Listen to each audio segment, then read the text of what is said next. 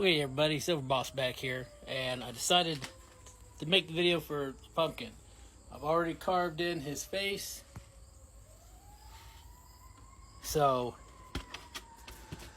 I figured you'd want to know what you need in order to paint this guy. Over here, this is all the paints that I'm going to use. These are the Rust-Oleum brand spray paints. We've got a deep brown. This will go on the stem and give us some shadow effects and stuff with the sides of the pumpkin. Orange, of course, because pumpkins are orange. So we've got some green. This will go on the stem, and we'll do some sprays onto the actual pumpkin. I've got some black because I'm going to be doing some shadow effects on here. And it's also good to put a little on the stem. This pumpkin's going to have a tongue, so I've got red. And then I have yellow because I sprayed the inside of the pumpkin with yellow and around in the inside of the eyes, the nose, and the mouth. So basically you're going to start with the interior of your jack-o'-lantern. You want to spray the inside first. Then you'll do the stem.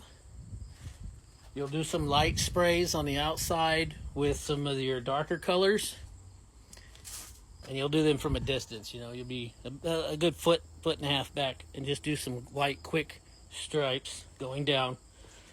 And then you'll finish him off with your orange. You'll paint everything except for the stem, of course, and any details that you put in on the inside. Basically, paint him how you want. It's yours. Be creative with it. Any little splatters here and there, don't worry about them. They will all blend in and add a little more detail to your jack-o'-lantern. So I'm going to go ahead and post this.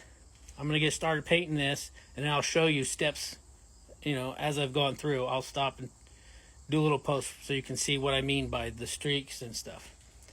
So follow along.